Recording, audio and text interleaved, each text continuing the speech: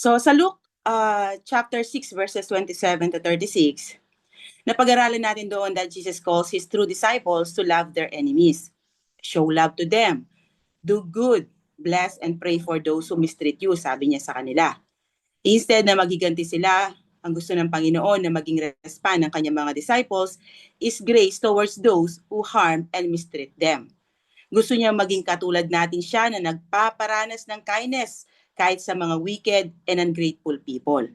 Itinuro din niya ang golden rule, which is to treat others the way we wanted to be treated and give without expecting anything in return, which reflects God's mercy. Since disciples receive mercy from God, kaya dapat maging compassionate and merciful din tayong tulad niya. So, challenge ng turo niya dito ang mga believers to practice radical love and kindness mirroring God's unconditional love and mercy. Ngayon, itutuloy natin ang sermon ni Jesus.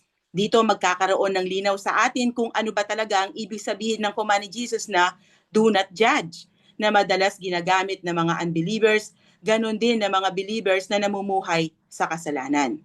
At ituturo din niya sa atin ang self-reflection and integrity na wala sa mga spiritual leaders ng mga Hudyo noon. So yung first part, yung verses 27 to 38, ito yung outward actions. At itong second part naman, verse 39 onwards, inward transformation. Together, they outline the character of a true disciple. Makikita natin dito ang kaibahan ng mga totoong anak ng Diyos sa hindi. So simulan na natin. Dito tayo sa judging others, 37 to 42. Sabi niya sa verse 37, do not judge, and you will not be judged. Do not condemn, and you will not be condemned. Forgive, and you will be forgiven. So connected ito sa verses 27 to 36. Para pa rin ito sa mga disciples niya. Christ gives 4 commands here, 2 negative and 2 positive. The first command, do not judge, and you will not be judged. Super popular ang verse na ito sa mga believers and unbelievers na namumuhay sa kasalanan. Maaari nilang mamiss ang John 3:16, pero hindi ang isa na to. Dahil ito ang panabla nila sa mga preachers or Christians every time magpipreach sila about sa sinful practices ng mga unbelievers like premarital sex, LGBTQ+, abortion, and many more. Ginagamit din ito ng mga believers kapag kino-call out sila sa kanilang sinful lifestyle. You're not supposed to judge us. Yan ang madalas nilang sabihin. The Bible says, do not judge. So iyon nga ba ang ibig sabihin ng verse na ito? So hindi sinasabi ni Jesus dito na umiwas tayo sa pag-discern between good and evil or what is right and wrong. At para ma-discern mo kung ito ba ay good or evil or kung ito ay right or wrong, kailangan mong gamitin ang judgment mo, di ba? So hindi yon ang sinasabi ni Jesus dito na wag nating gagawin. Dahil kailangan natin ng discerning mind para ma-assess natin ang ating gagawin kung ito ba ay tama or mali. Kung ito ba ay nakakalugod sa Diyos or hindi. At sa church discipline, kailangan din ng keen judgment doon para maibigay ang tamang discipline sa mga involved. Madami ding passages sa Bible na sinasabing kailangan konfrontahin natin ang ating brother or sister na nakagawa ng kasalanan sa atin at kailangan din ang judgment natin doon. So magbibigay lang ako ng isang example, okay? Pakibasa? Kuya Gab? So watch yourselves. If another believer sins, rebuke that person. Then if there is repentance, forgive. So para ma-rebuke mo ang taong nagkasala, kailangan mo i-assess or i-judge ang ginawa niya in light with the scripture. Kaya hindi yon ang sinasabi Jesus na wag nating gawin, okay? In fact, Christians are commanded to be discerning, to be wise as serpents and innocent as doves. Ang ipinagbabawal ni Jesus ay pagiging judgmental or yung harsh, critical, compassionless, and self-righteous attitude in judging others. Lalo na sa context ng inaaral natin na love your enemies. Ang tendency kasi, maging judgmental tayo sa mga kaaway natin. And in general, sinasabi ni Jesus na hindi dapat ganoon ang maging attitude ng mga disciples niya. Example, Yung pagiging judgmental, no? Na late yung kasama nyo sa paggawa ng project, na late siya na mag-submit. Hindi nyo pa alam ang reason kung bakit na late siya sa pag-submit. Ginyadge nyo na siya na irresponsible siya at kung ano-ano ng masama ang nasabi nyo sa kanya. So harsh judgment iyon na pwede ring mangyari sa inyo. Dahil hindi natin alam, one day you will find yourself in a similar situation at i-judge din kayo harshly. Kapag harsh tayo sa pag-judge, we invite the same standard upon ourselves. And the second command, do not condemn and you will not be condemned. So similar din ito sa first command na do not judge. It adds a sense of finality to the idea of judging. Kumbaga parang tumayo ka na dito na executioner. As if itong tao na to ay convicted na kay God. Okay? Example, niloko ka ng taong pinagkakatiwalaan mo. Kinonfront mo siya at sinabihang wala na itong pag-asang magbago. Sinabi mo ang katulad mo ay mabubulok sa impyerno. So walang compassion doon sa ginawa mo. Ibinigay mo na ang hatol sa kanya as if ikaw ang judge ng universe, as if ikaw ang God. Kumaga, binigyan mo ng finality yung eternal destination niya. Wala tayong karapatan na gawin iyon dahil tandaan nyo, habang may buhay, may pag-asa ang tao na magbago kung ito ay magkakaroon ng personal na relasyon sa Diyos. Hindi tayo Diyos tulad ni Jesus na alam ang mangyayari sa future at alam ang kalagayan ng puso ng bawat isa. Kaya siya lang ang may authority to judge and condemn in this manner because He is holy and just, tulad ng sinasabi sa James 4:12. Kaya dapat umiwas tayo sa ganoong klase ng judgment. Okay? Parang si King David, di ba? Nung hindi pa niya alam yung tinutukoy ni Nathan na siya pala yun. Anong ginawa niya? Nagano siya, di ba? Yung sabi niya, kailangan yung tao na yun ay mamatay. And then sabi ni sa kanya, sabi ni Nathan, ni Prophet Nathan, ikaw yun. Sabi niya, o di ba? Nakita niyo kung gaano yung pag-condemn niya dun sa tao na kinukwento ni na narinig niya. So wag tayong maging ganon, okay? And keep this in mind, that apart from God's grace, we would be no better than the sinners, than the unbelievers. Dahil lang sa mercy and grace ni God, kaya we avoided hell. Kaya wala tayong dapat ipagyabang. So basahin natin ang sinabi ni Apostle Paul sa Titus 3 verses 3-7. Pakibasa, Ate Chloe.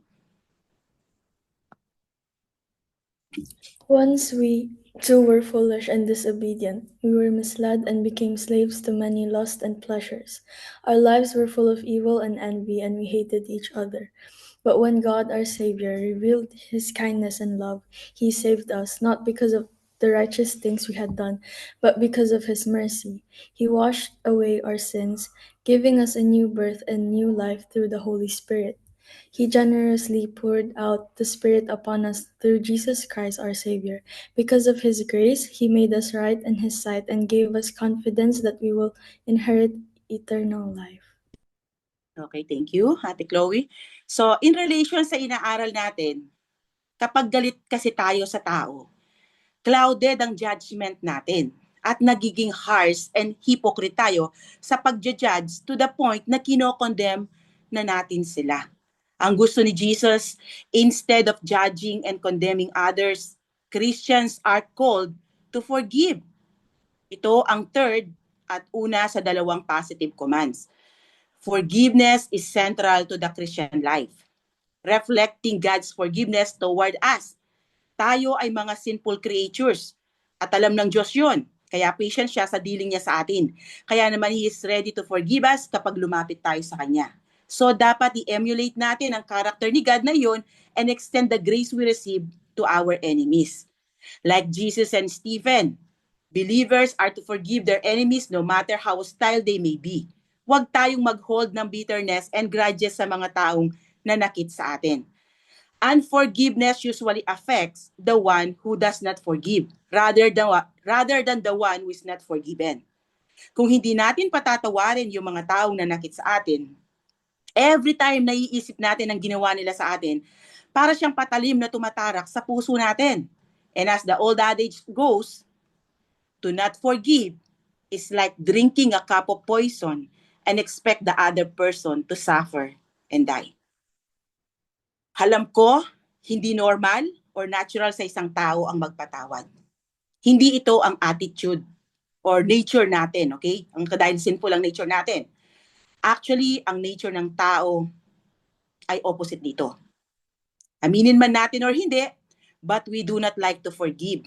Karamihan, ang gusto ay maghiganti, especially sa mga unbelievers. Ang akala ng tao kapag hindi siya nagpatawad or yung pagiging bitter niya, ang akala niya, it will make the other person suffer.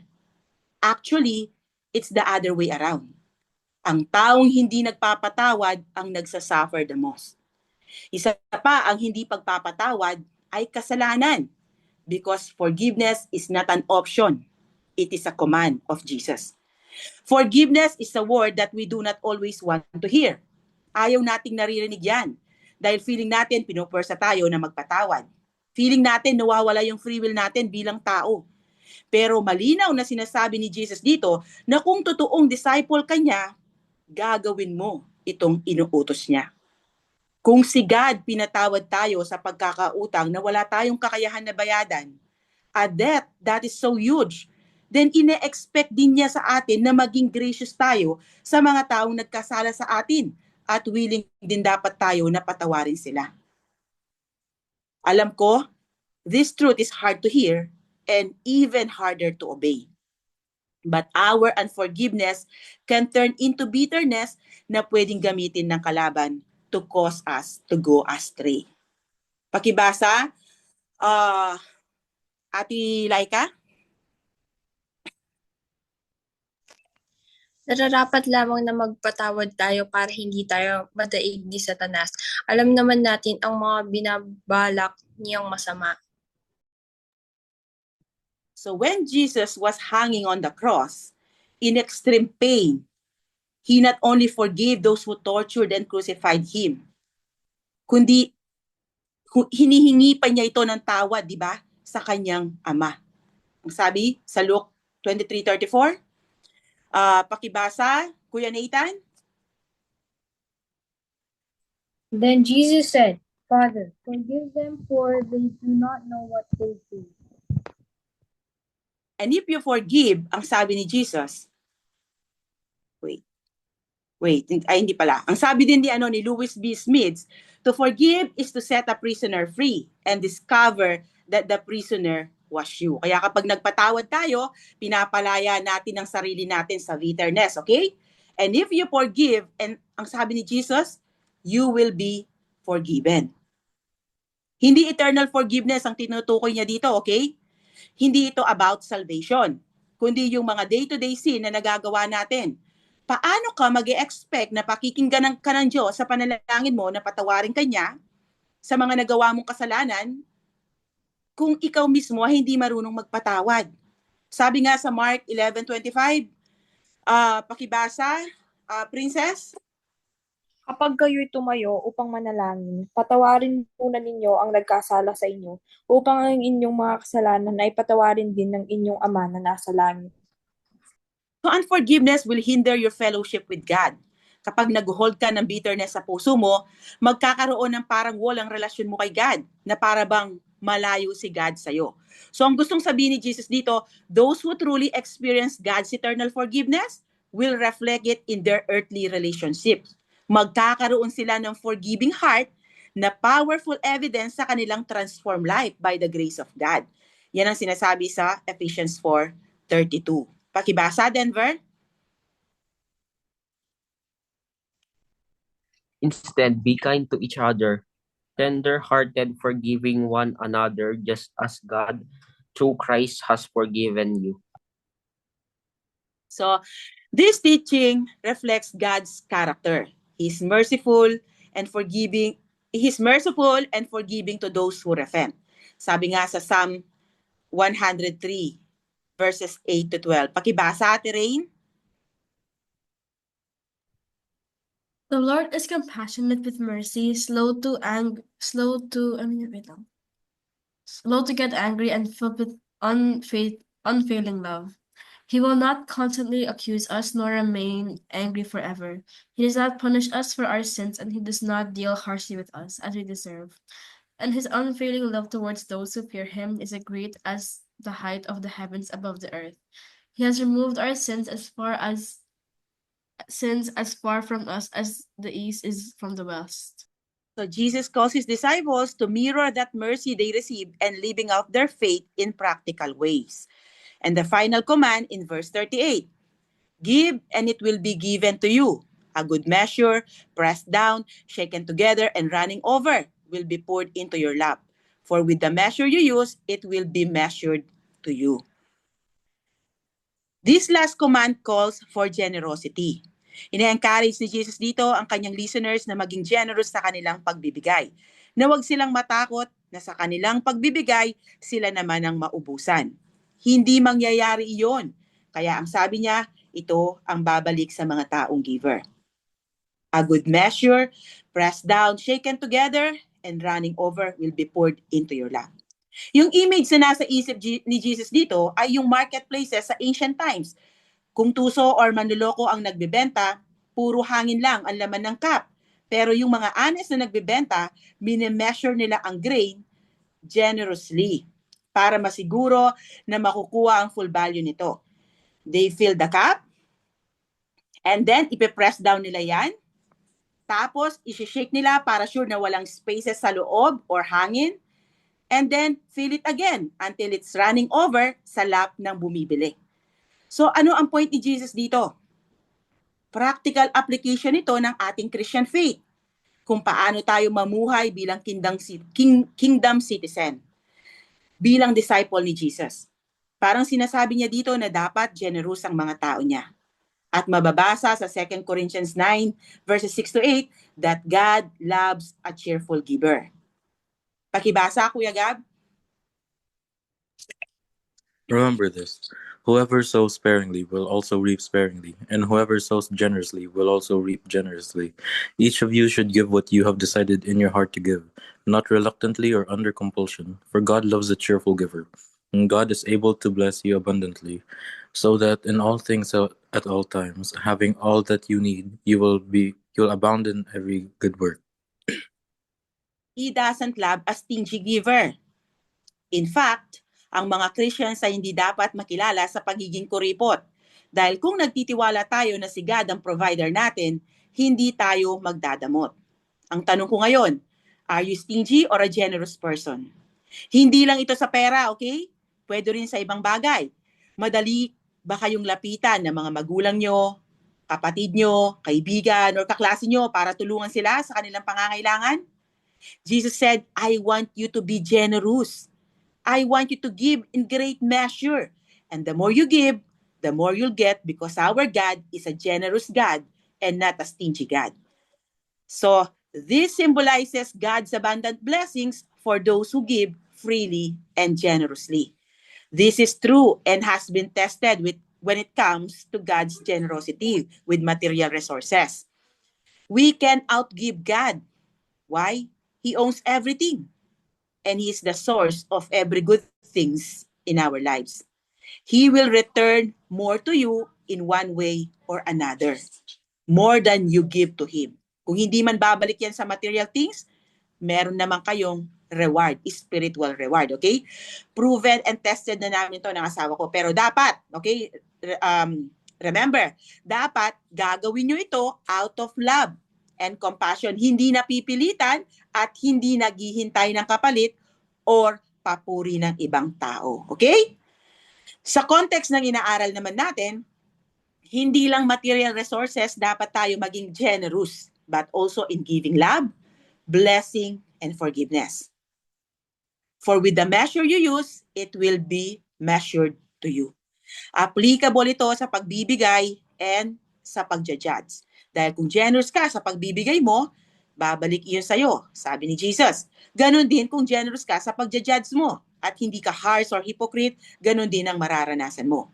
God will measure unto us according to the same measure we use for others. Hindi ipinagbabawal ni Jesus ang i-judge ang iba in light with the scripture. So only judge others by a standard we would also like to be judged by. At yon ay ang scripture. How we treat others, whether with judgment or mercy, stinginess or generosity, will shape how we are treated both by others and by God. This will motivate us to be generous with love, forgiveness, and goodness to others. Kung gusto nating ma-experience ang mga ito mula sa Diyos, then we should give more of them to others. At sa next verse, nagbigay siya ng short parable. Kung sa verses 27 to 38, tinuruan niya ang kanyang mga disciples to love and be merciful like God their Father. Sa verse 39 onwards, self-examination naman and the importance of living with integrity ang ituturo niya. Sabi niya dito sa verse 39, he also told them this parable. Can the blind lead the blind? Will they not both fall into a pit?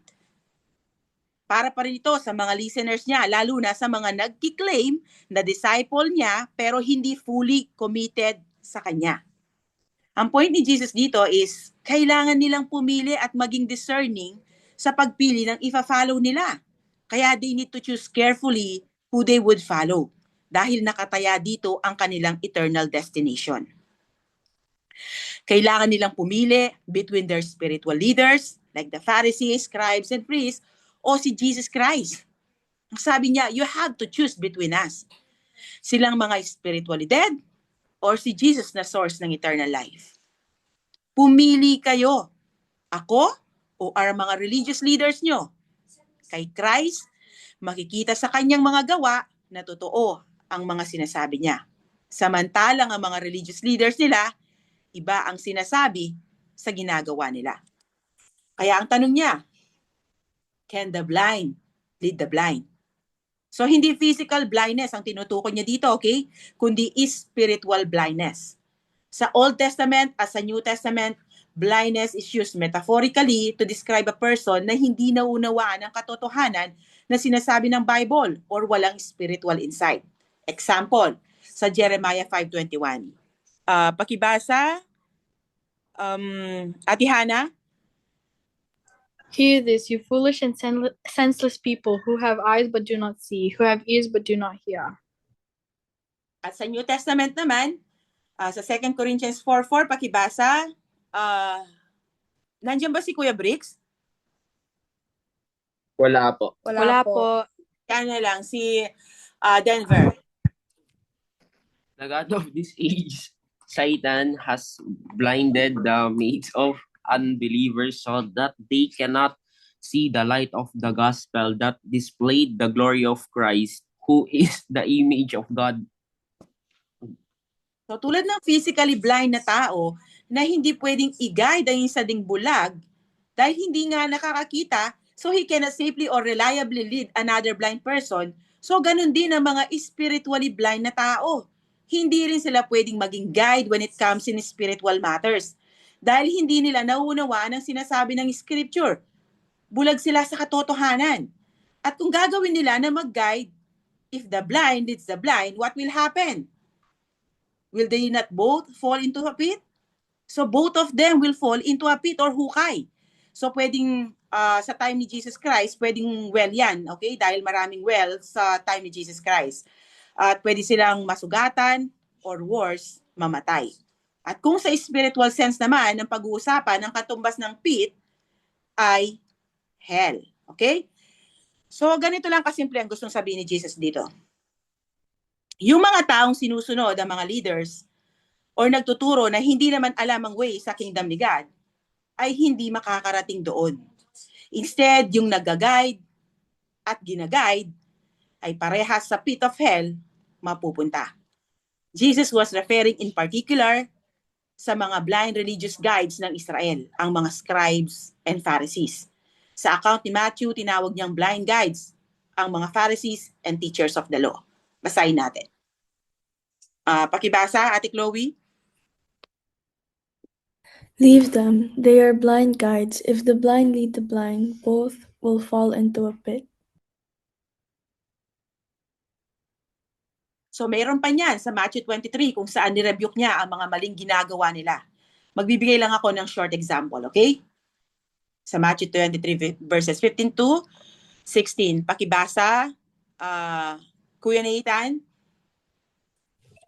Woe to you, teacher of the law and Pharisee, you hypocrites! You travel over land and sea to convert, and when you have succeeded, you make them twice as much a child of hell as you are.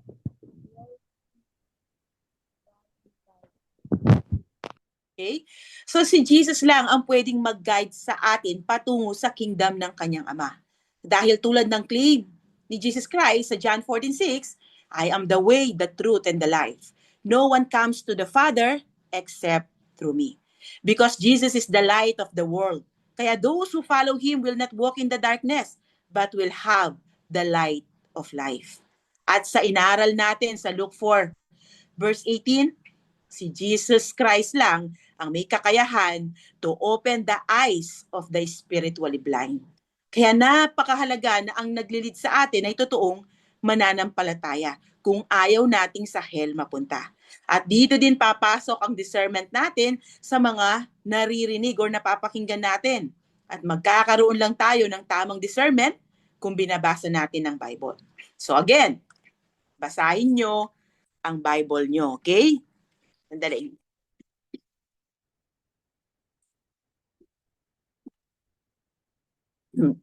And in verse 40, sabi niya, the student is not above the teacher, but everyone who is fully trained will be like their teacher. So katulad ng parable na ibinigay ni Jesus na self-explanatory or self-evident, ganun din itong statement niya dito. The student is not above the teacher.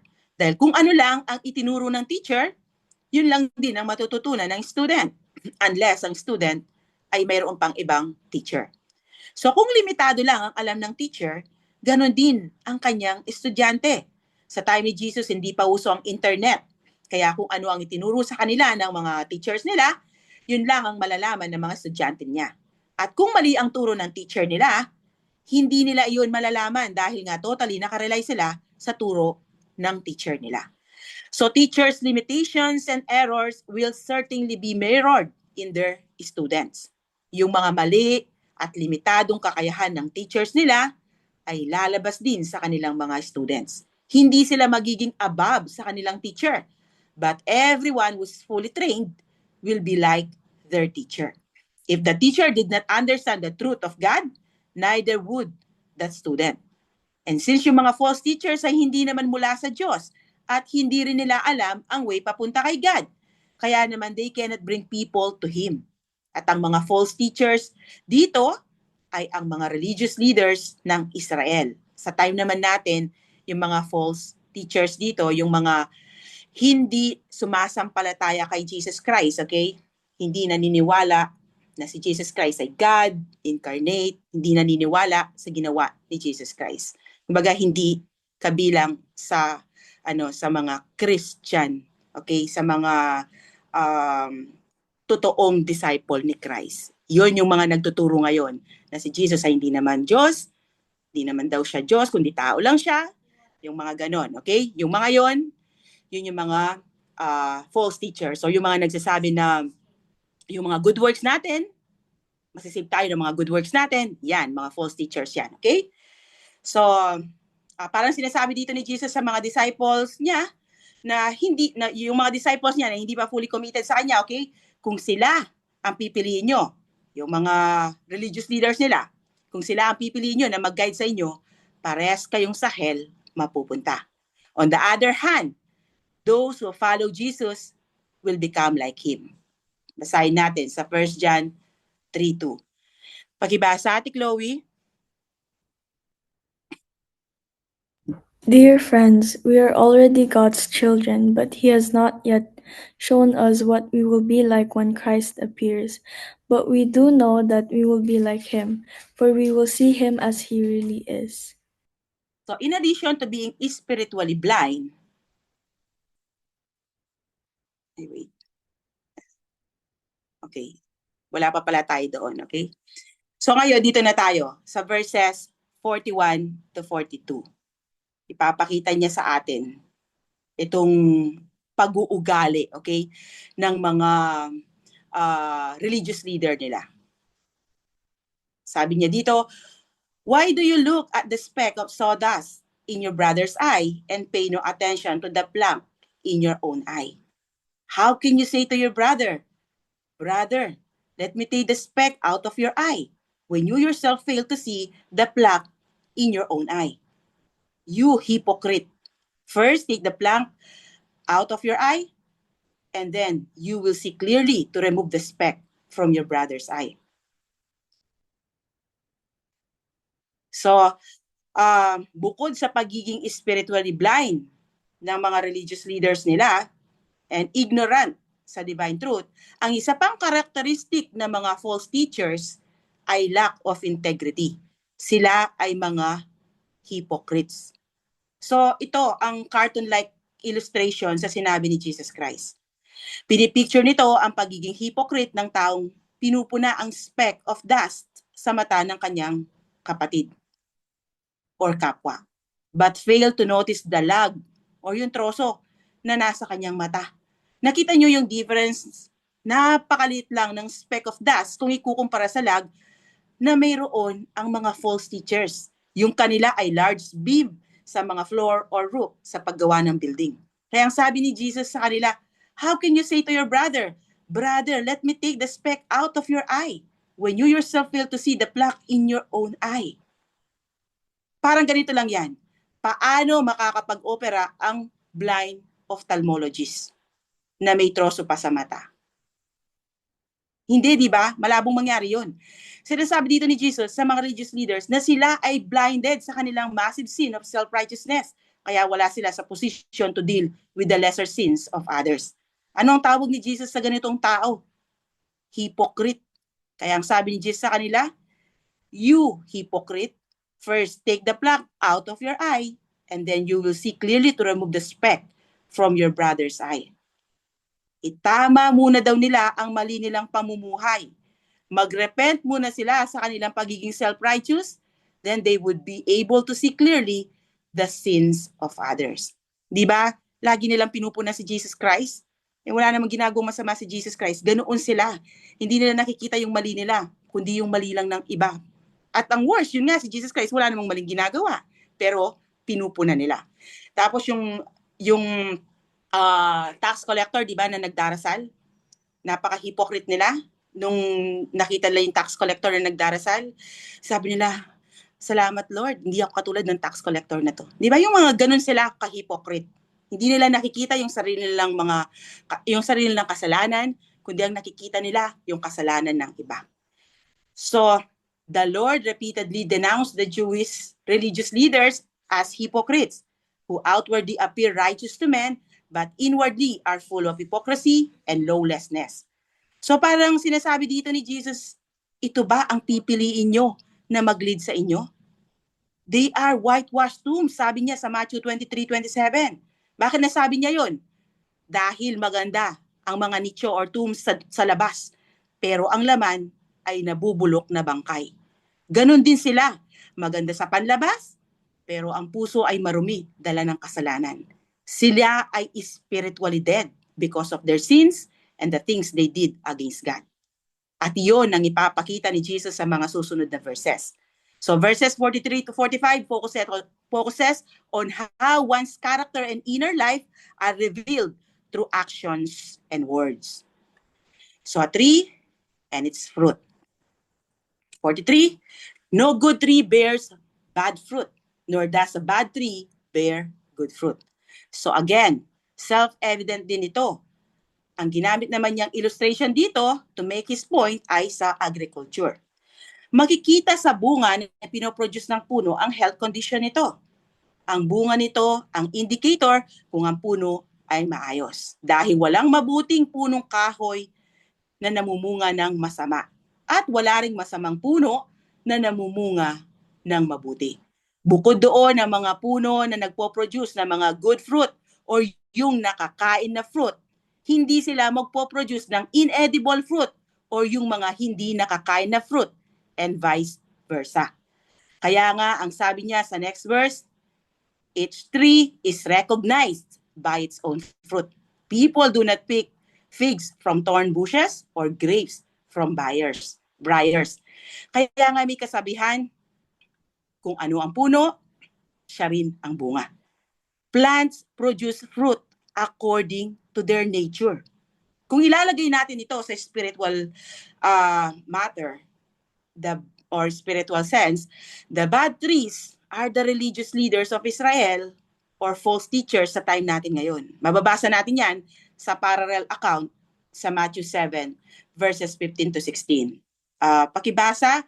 Si Kuya Nico ba makakabasa? Nandito po ako. Kaya Kuya Nico, pakibasa. Thank you. Watch out for false prophets. They come to you in sheep's clothing, but inwards they are ferocious wolves.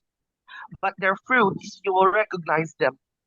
Do not pick grapes for thorn bushes or figs from thistles. So the application of his statement is clear. Makikita sa kanilang bunga or gawa kung sila ba ay mabuti. Kung sila ba ay may totoong relasyon sa Diyos. Tulad ng puno ng ubas, hindi ka makakapitas ng bunga nito sa mga thorn bushes. Ganon din, hindi mamumunga ng palay ang damo. Ganon din sa spiritual na buhay ng isang tao.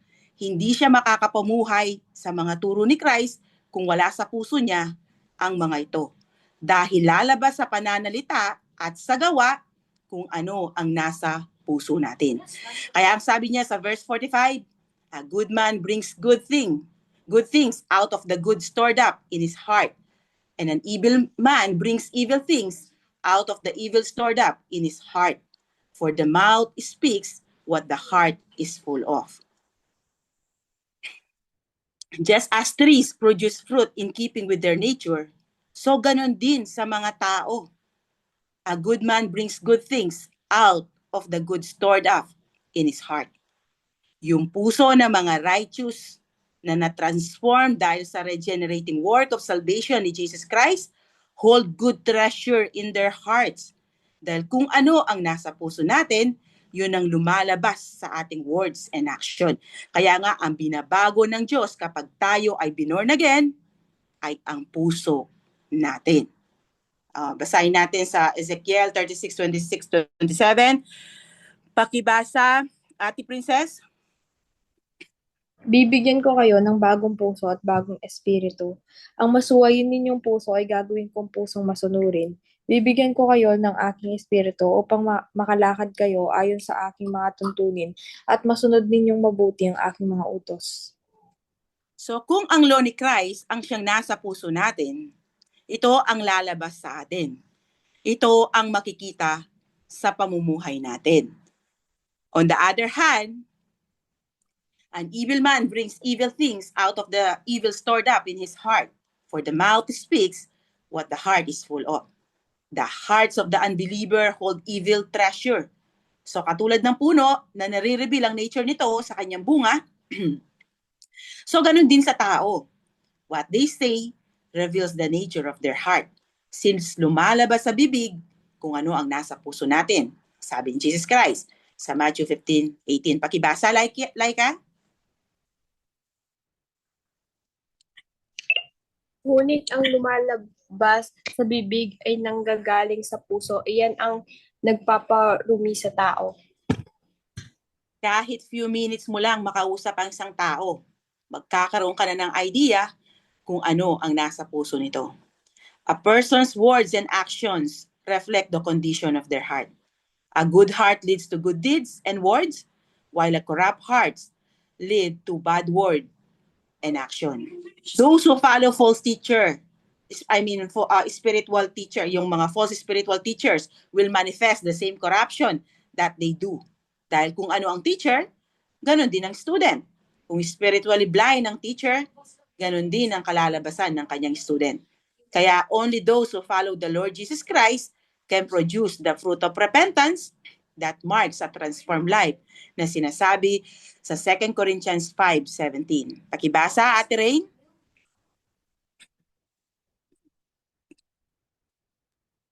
Therefore, if anyone is in Christ, he is a new creation. The old has passed away and see the new. Okay?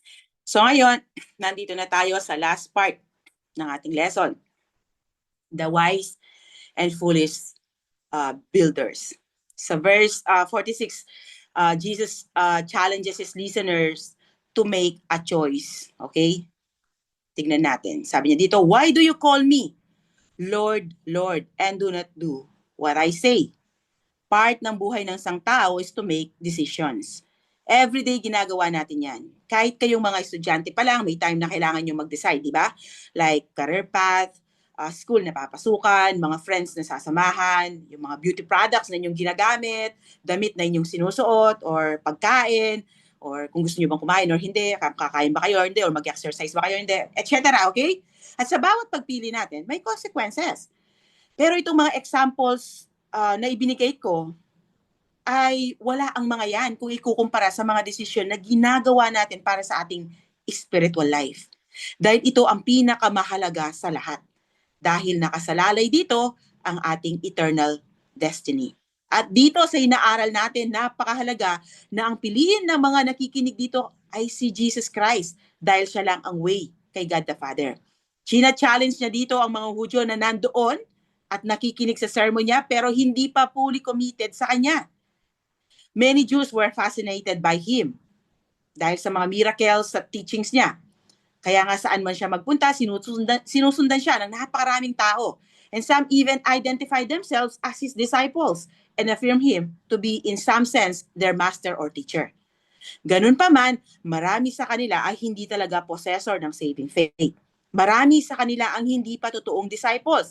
Kaya ang sabi ni Jesus dito sa kanila, "Why do you call me Lord, Lord, and do not do what I say?" Malinaw, they failed to obey him. Submission to Jesus Christ as Lord is a non-negotiable element of true salvation. Saving faith is obedient faith. Dahil marami ang naniniwala kay Jesus, pero hindi naman nila sinusunod ang turo niya. May mga tao na nagsasama kahit hindi pa sila kasal. At mababasa mo sa kanilang social media na nagdarasal sila kay Jesus Christ. Naniniwala din sila kay Jesus Christ. Meron ding same-sex couple na naniniwala kay Jesus Christ. And even demons. Kilala si Jesus. Pero hindi sila ligtas sa eternal hell. Dahil taliwas ang pamumuhay nila o ginagawa nila sa mga turo ni Christ. Dahil hindi lang ang knowledge kay Jesus Christ ang saving faith. Ang saving faith ay may kasamang pag-obey sa mga turo ni Christ. Kaya nga ang sabi ni Jesus sa John 8:31, pakibasa Kuya Gab. To the Jews who had believed him, Jesus said, "If you hold to my teaching, you are really my disciples." So, tignan natin sa Acts kung ano ang sinasabi patungkol sa mga Hudyong totoong naging followers ni Christ. Pakibasa, Ate Chloe. So the word of God spread. The number of disciples in Jerusalem increased rapidly, and a large number of priests became obedient to the faith. Sa Book of Romans, 3 times kinonect ni Apostle Paul ang obedience sa true saving faith. So magbibigay lang ako ng isang example. Pakibasa. Kuya Nathan? Sabay pa. Through him we have received grace and apostleship to bring about the obedience of faith for the sake of his name among all the Gentiles. So hindi mo pwedeng i-claim na Lord mo si Jesus, pero hindi ka sumusunod sa mga turo niya. Dahil ang Lord ay Master. Or sa time natin ngayon, masasabi nating amo. Pero hindi lang ganoon ang pagka-Lord ni Jesus sa buhay natin, kundi Diyos din siya sa atin. Kaya kung siya ang nagmamay-ari sa'yo, tulad ng mga slaves sa ancient times, na pag-aari sila ng master nila, dapat sumusunod ka sa mga ipinapagawa niya. Dahil ang mga slaves sa ancient times, sumusunod lang sila sa ipinapagawa ng master nila.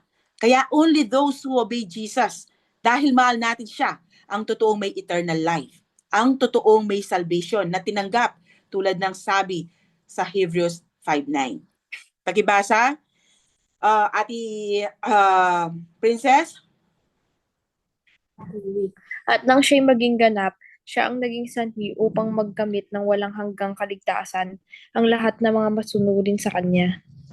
At ang sabi ni Peter sa 1 Peter 1:2 that the goal of salvation is to obey Jesus Christ. And those who love Jesus will keep His commandments. Sabi niya dito sa 1 John 5:3, for this is what love for God is, to keep His commands, and His commands are not a burden. On the other hand, yung mga hindi nag-obey kay Jesus will not have eternal life, but the wrath of God abides on them. Pagibasa, Ate Hana? The one who believes in the Son has eternal life, but the one who rejects the Son will not see life. Instead, the wrath of God remains on him. Because not everyone who says to me, Lord, Lord, will enter the kingdom of heaven, but only the one who does the will of my Father in heaven. And James also said, but be doers of the word, and not hearers only, deceiving yourselves. Itong obedience na sinasabi sa mga verses na nabasa natin ay bunga ng salvation na ating tinanggap. Kung totoo ang salvation na tinanggap mo, may good fruit na lalabas sa atin. At yung good fruit na yon ay in relation sa pag-obey natin sa mga turo ni Christ. Hindi ka mag-o-obey para maligtas, kundi nag-o-obey ka kasi ligtas ka na. Si Christ na ang master mo. Siya na ang Lord ng buhay mo. Kaya siya na ang sinusunod mo dahil mahal mo siya at hindi na ang mundo. Kaya ang sabi niya sa verses 47 to 48, dito muna tayo sa 47. As for everyone who comes to me and hears my words and puts them into practice, I will show you what they are like. So magbibigay ng illustration si Jesus sa verse 48 para ipakita ang consequences kapag siya ang piniling i-follow. Ito yung mga totoong nagpa-follow sa kanya na nag-o-obey talaga sa mga commands niya. Okay, hindi lang sinasabing kilala siya, naniniwala sa kanya, kundi nag-o-obey sa mga turo niya. Kaya ang sabi niya sa verse 48, they are like a man building a house who dug down deep and laid the foundation on rock. When a flood came, the torrent struck that house but could not shake it because it was well built. The phrase, dug down deep and laid the foundation on rock, pinapakita nito yung commitment and effort ng totoong disciple ni Christ na i-establish, i-align, or i-anchor ang buhay niya sa mga turo ni Christ. Kahit sa totoong building, mas matibay kapag malalim ang pagkakahukay at nasa bedrock ang foundation nito. Para masiguro na secure ang structure, kahit ang surface soils ay weak at hindi stable, kailangan malalim ang pagkakahukay nito. Okay? Makikita din natin dito na ang tunay na disciple ni Christ, andoon yung intention nila and effort na lumalim sa Panginoon, na masunod ang kanyang mga turo. Dahil hindi ka magiging mature sa Panginoon kung hindi mo hinahangad na lumalim sa Kanya. Tulad ng sinasabi sa Colossians 2, verses 6 to 7. Pakibasa. Pakibasa, Denver. Sapagkat And now, just as you accepted Christ Jesus as your Lord, you must continue to follow Him. Let your roots grow down into Him, and let your lives be built on Him. Then your faith will grow strong in the truth you were taught, and you will overflow with thankfulness. So kung ang buhay mo is built on Jesus, even when a flood came, the torrent struck that house but could not shake it because it was well built. Kung i-relate natin ito sa ating spiritual life, the flood and torrent represent trials, temptations, persecutions, and difficulties in life. Makikita natin dito na kung ang faith natin is built upon Christ, the rock of our salvation, the chief cornerstone ng ating buhay, anuman ang pagdaanan natin, hindi tayo matitinag. Dahil ang mga turo niya ang magbibigay sa atin ng lakas upang lumaban. because obedience to God provides strength and stability, enabling us to endure life's challenges with confidence and faith. Hindi tayo tatalikod sa Kanya, okay? At yung eternal implication naman nito, dumating man ang final judgment, hindi tayo apektado, okay? Because there is therefore now no condemnation for those who are in Christ Jesus. But the one who hears my words and does not put them into practice is like a man who built a house on the ground without a foundation. The moment the torrent struck that house, it collapsed and its destruction was complete. Yung mga false believers, most of the time, mahirap silang i-distinguish sa mga true believers dahil nga nakaminggal sila sa mga ito. Para silang mga wheat and tares. Makikita lang ang kaibahan nila sa mga totoong believers in times of trials. The moment the torrent struck that house, it collapsed and its destruction was complete. Itong destruction na sinasabi dito, maaaring immediate consequences like yung mga trials na pinagdadaanan nila. Okay? Yung mga taong hindi grounded in obedience to Jesus' teachings, ang mga buhay ay vulnerable to spiritual, emotional, and moral collapse kapag nahaharap sila sa mga pagsubok sa buhay. At ang ultimate consequences naman ng destruction dito ay sa final judgment. The parable also carries eternal implications. Yung mga taong narinig ang gospel at ang mga turo ni Jesus pero hindi naman ito fully in-embrace, hindi fully kinumit ang buhay sa Kanya, complete destruction ang mararanasan sa final judgment. Dahil sa hell ang destination nila. So malinaw ang mga choices na pagpipilian ng mga tao. At sa bawat choice nila, may consequences iyon na kaakibat. Earthly consequences and eternal consequences. Yung mga sumusunod sa turo ng mga false teachers and foolishly build their spiritual houses on the sand of human achievement and self-righteous works, they will be swept into hell by the flood of divine judgment. But those who build on the solid foundation of faith in the Lord Jesus Christ will not be shaken.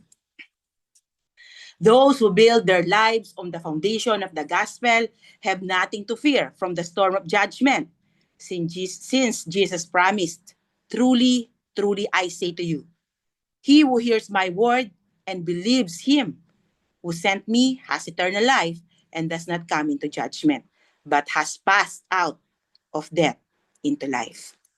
So ngayon, ito yung ating mga takeaways. Una, the principle of generosity.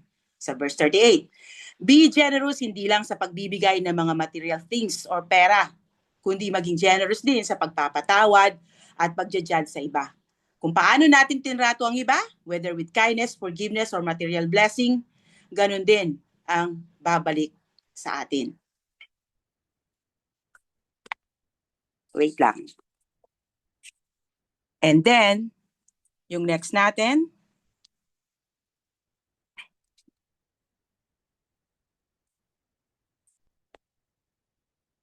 dito tayo sa second.